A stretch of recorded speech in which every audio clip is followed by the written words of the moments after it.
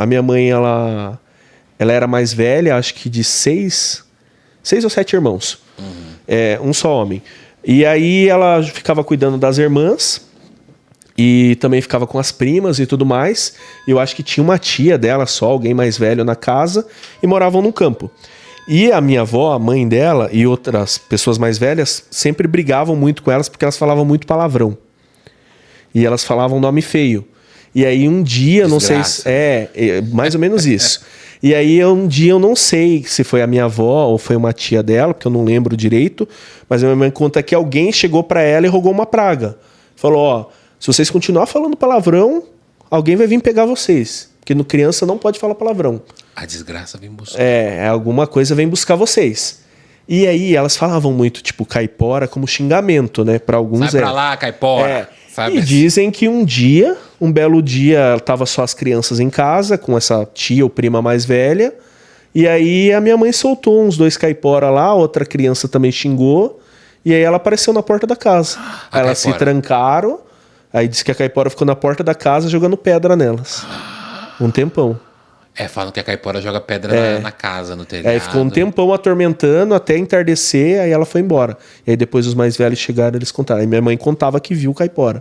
Que era um bicho muito feio, parecia uma pessoa, mas era cabeludo, cabelo vermelho, tudo assim. Do vermelho. E aí uma dessas meninas que estavam com a minha mãe falava que viu mais umas 2 vezes, tipo, no caminho de um sítio pro outro, viu mais umas 2 vezes o caipora. A caipora. Ou caipora ou a caipora? Geralmente fala a caipora. A caipora, né? Tem uma das versões que é uma índia, né? É uma indígena, né?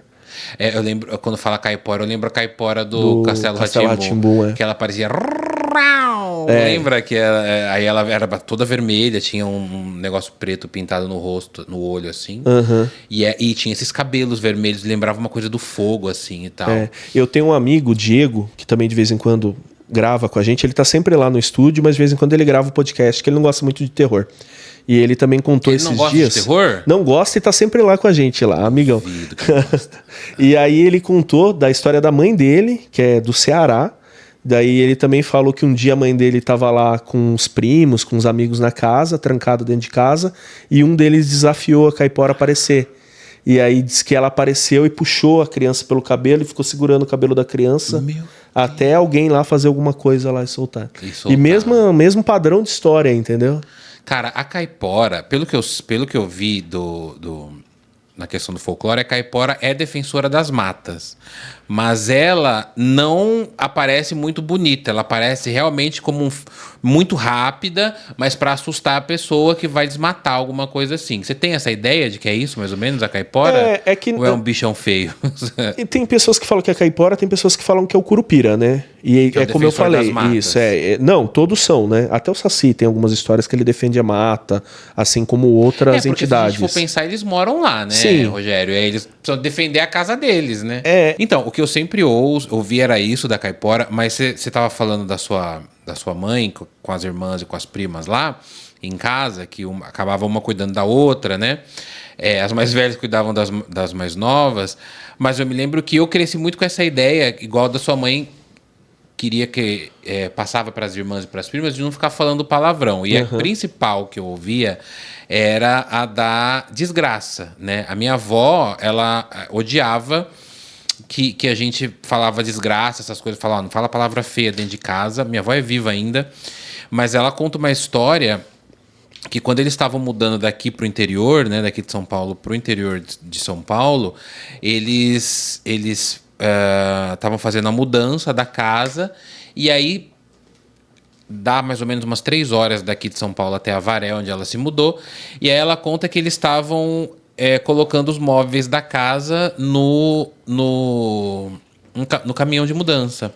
E aí colocou tudo e tal. E aí, quando eu tava para terminar, ela olhou uma máquina de costura antiga dela, que tava no quarto dela, e falou, putz, isso aqui não vai caber. E meu avô já não gostava muito dessa máquina, achava a máquina velha, mas a minha avó adorava a máquina. Ela falou, e agora? Como que a gente vai levar? Ela chamava meu avô de velho. E agora, velho? Como nós vamos levar essa máquina aqui? Aí meu avô falou, né? Deixa aí que a desgraça leva. E aí ela falou, não fala essas coisas, velho. E aí foram pro interior e deixaram a máquina. E aí ela conta que no mesmo dia, né, eles chegaram, estavam tirando as coisas do caminhão e tal, tiraram tudo, porque eles tinham que liberar o caminhoneiro para voltar, né, porque senão eles teriam que pagar mais uma diária pro cara. E aí eles falam que eles ficaram quase a noite inteira arrumando as coisas na casa ali para eles poderem dormir, porque eles chegavam, não tinha essa coisa, né, de dormir em outro lugar e tal. Então eles tiraram tudo do caminhão e colocaram na casa. E aí ele diz que mais lá perto das 3 da manhã, que é o horário, né, chega uma velha, bem corcunda, com a máquina nas costas. Essa história minha avó contava. Com a máquina nas costas. Aí meu avô é o que vê ela chegar. E aí ele tá minha avó só ouve ele conversando com alguém, porque minha avó tá dentro da casa arrumando os móveis lá. Só ouve ele conversando com alguém, perguntando: o que é isso? Quem é a senhora? E aí a minha avó ouve uma voz grave, assim, e de velha. Meu nome é Desgraça, você não me chamou? E aí diz que solta a máquina no chão e desaparece. E aí a minha avó disse que depois disso meu avô foi ficando doente e morreu. Então minha avó atribui esse fato, né, de falar palavras com coisas para trazer para a vida. Então trouxe a desgraça para a vida dele, né? Ela levou a máquina, né, numa simbologia, mas acabou trazendo a desgraça real para a vida. Aí você Eu morria de medo dessa história. Vê como as coisas podem se associar, e aí dependendo da maneira como você conta, são coisas diferentes que acabam causando a mesma sensação. Eu também tenho uma história muito parecida com essa que me contaram uma vez, de uma pessoa que morava sabe esses bairros de chácara? Sei.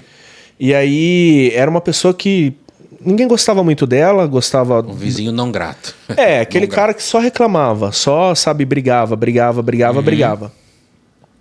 E o pessoal falava que não gostavam dele porque ele tinha boca suja.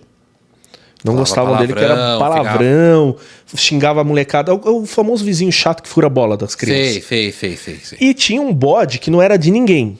Um bode animal. Um bode animal, que não era de ninguém, que ficava solto nesse lugar aí. E aí o homem um dia cismou com o bode. Tadinho do bode. Cismou com o bode e falou assim: vocês não der jeito nesse bode, eu vou dar um jeito nele. Aí, sabe, esses velho chato, né? Que, tipo, mete o louco. Pegou uma arma e foi lá e matou o bode. O bode tava fazendo sem fazer nada. E era um bode que andava pra rua, mas ele mexia com lixo. Sim, tipo o cachorro da sabe, rua. Né, cachorro da rua. Escapou de algum lugar e virou bicho de rua, né? E vivia na rua. Aí, como era um homem chato, que implicava com tudo e que já ninguém gostava dele, ele não gostava de ninguém, um dia ele encanou com o bicho, foi lá e matou o bicho. E aí, a galera começou a falar que depois disso, ele foi só, tipo, definhando, a ponto de, tipo assim, a primeira coisa que ele parou de fazer é falar. E aí, a esposa desse homem também atribuía essa desgraça que ele teve pelo mal que ele fez ao animal, mas pelo fato dele ficar... Ele era o que rogava praga pra todo mundo ali, entendeu? Foi voltando tudo pra ele. E aí, também tinha... Essa mulher falava que um pouco antes desse velho que matou o bode, que já tinha definhado morrer, que também um bicho apareceu, que estava parado do lado da cama dele, tipo 2 dias antes dele morrer. Ah lá. Quem falou isso? Essa história é uma história que contaram pra mim, muito tempo atrás. Mas assim, é muito parecido com o que você falou também. Que é tipo um homem que amaldiçoava todo mundo e tal. Pela boca, né? Pela boca, e aí um dia encanou, aí matou o bicho. Aí quando matou o bicho, aí ele foi a gota d'água pra... Eu tenho uma história muito boa de bode também. Tinha um professor na 3ª ou 4ª série. Era esses professor tio de escola, que não era professor, que só... ajudava lá. Uhum. E aí ele contava pra nós que o maior medo da vida dele era bode. Porque quando ele era moleque e ele ficava brincando no sítio lá, com ele. Ele falou que um dia a molecada ficava invadindo o sítio dos outros, e aí eles descobriram que no sítio de um vizinho deles lá tinha uma oficina muito bonita. Oficina, sabe essas que tipo guarda ferramenta, coisa de sítio, né? A criançada queria entrar. Aí ele e um amigo foram lá. E aí pularam nesse sítio, num dia que não tinha ninguém, foram mexer na oficina. E aí eles escutaram alguém falando: saia daqui. E quando olharam... Aí quando eles olhavam, ele e o amiguinho saíram pra ver, não tinha ninguém. Aí escutou de novo: saia daqui. amaldiçoo vocês, um negócio assim. Aí eles saíram e foram andando, aí eles falaram, não tem ninguém aqui, cara. E aí quando eles olharam, o bode encarando eles, aí o bode falou, saia daqui. Aí eles viram... Aí esse professor contava direto essa história pra nós, direto. O bode falou comigo, o bode falou comigo, o bode falou comigo.